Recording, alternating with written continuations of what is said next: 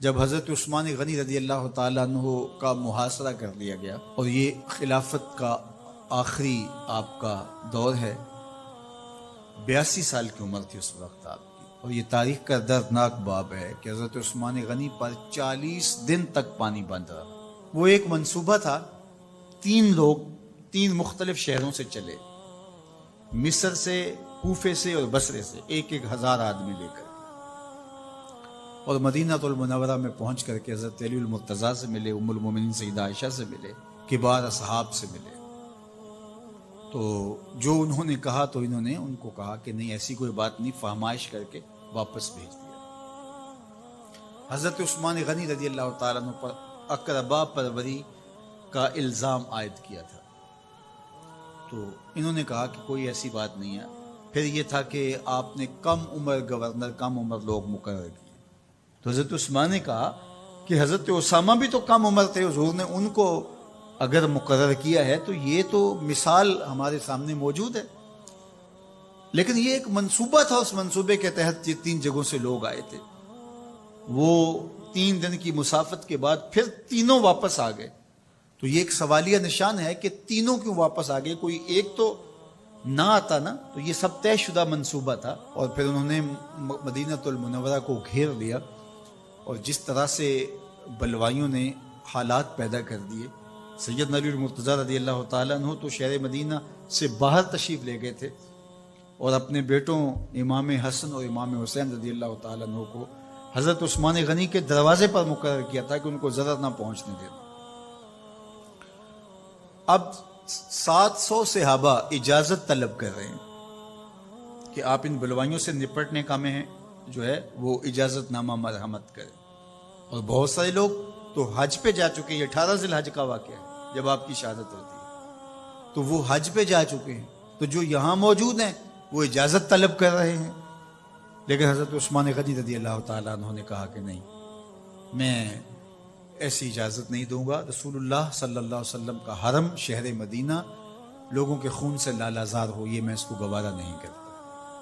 افواج موجود ہیں، اور دنیا کی تاریخ میں آپ کو ایسا نہیں ملے گا کہ اتنی بڑی حکومت کسی کے پاس ہو اور وہ خود گھیر لیا جائے، اس کا پانی بھی بند ہو جائے، اور وہ حکم دے کہ نہیں، میرے لیے آپ ایک قطرہ بھی خون نہیں بہائیں گے۔ بلکہ آپ کے غلاموں نے جب تلواریں اٹھا لی تو آپ نے فرمایا کہ میرا حکم ہے کہ تم تلواریں نیچے رکھو، بلکہ میں تمہیں یہ آفر دیتا ہوں کہ جو غلام لڑے گا نہیں اور یہ میرے سے عہد کرتا ہے وہ آزاد ہے۔ حضرت ابو ہریرہ رضی اللہ تعالیٰ عنہ، حالانکہ یہ پڑھنے پڑھانے والے لوگ تھے، تعلیم و تعلم سے ان کا تعلق تھا، لیکن وہ بھی تلوار لے کے حضرت عثمان غنی کے دفاع میں آ گئے۔ لیکن حضرت ابو ہریرہ رضی اللہ تعالیٰ عنہ کو بھی حضرت عثمان غنی روک دیتے۔ مالک بن اشتر کہنے لگا کہ ہم آپ کی دستبرداری کے خواہاں ہیں، آپ خلافت سے دستبرداری اختیار کر لیجئے۔ تو حضور علیہ الصلوۃ والسلام کے اس جانثار صحابی نے حضرت عثمان غنی نے فرمایا یہ نہیں ہو سکتا۔ دستبردار کیوں نہیں ہوئے؟ لگتا تھا یہ سب سے زیادہ آسان تھا، لیکن حضور نے ارشاد فرمایا تھا، اے عثمان، تمہیں اللہ ایک قمیض پہنائے گا، لوگ اس کو اتارنا چاہیں گے، تم کبھی نہ اتارنا۔ تو اس سے مراد خلافت کی قمیض ہے، اور ان کی شہادت کی خبر بھی اللہ کے محبوب علیہ السلام نے دی تھی، اور اگر آپ دستبردار ہو جاتے تو یہ ایک کھلونا بن جاتا، بازیچہ بن جاتی خلافت۔ چند آدمیوں کے پریشر سے خلافت سے دستبرداری کرنا پڑتی۔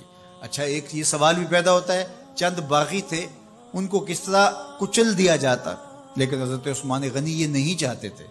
ایک تو یہ کہ مدینے کی حرمت پامال نہ ہو، اور دوسرا پورے عالم اسلام کو آگ لگانے کا جو منصوبہ تھا، 3 مختلف شہروں سے 1000 آدمی لایا گیا ایک منصوبے کے تحت، اور انہیں لاشیں چاہیے تھیں، اور جو ان کے پیچھے کام کر رہے تھے نادیدہ ہاتھ، ان کا منصوبہ یہ تھا کہ یہاں سے مختلف سمتوں میں، یہ تینوں شہر مختلف سمتوں میں تھے، تینوں سمتوں میں جب لاشیں جائیں گی تو پورے عالم اسلام کو ہم جو ہے وہ خانہ جنگی کی آگ میں دھکیل سکیں گے۔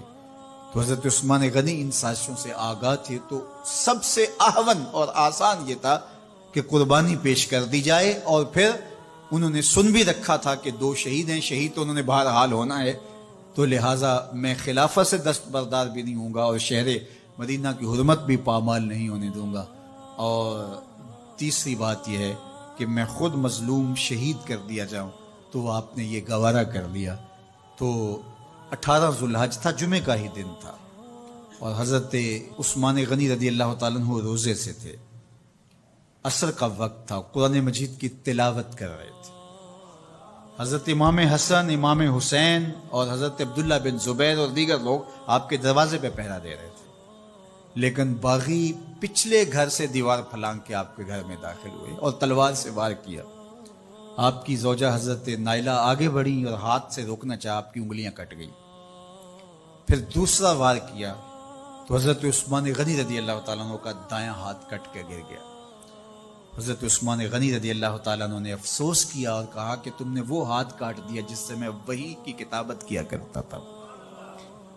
پھر اس کے بعد آپ پر 9 وار کیے گئے اور آپ کو شہید کر دیا گیا، اور آپ کا خون قرآن مجید پڑھتے ہوئے اس آیت پہ گرا، فَسَيَكْفِيكَهُمُ اللَّهُ وَهُوَ السَّمِيعُ الْعَلِيمُ. تو حضرت عثمان غنی رضی اللہ تعالیٰ عنہ مظلوم شہید کیے گئے، بھوکے اور پیاسے شہید کیے گئے، ظلماً شہید کیے گئے.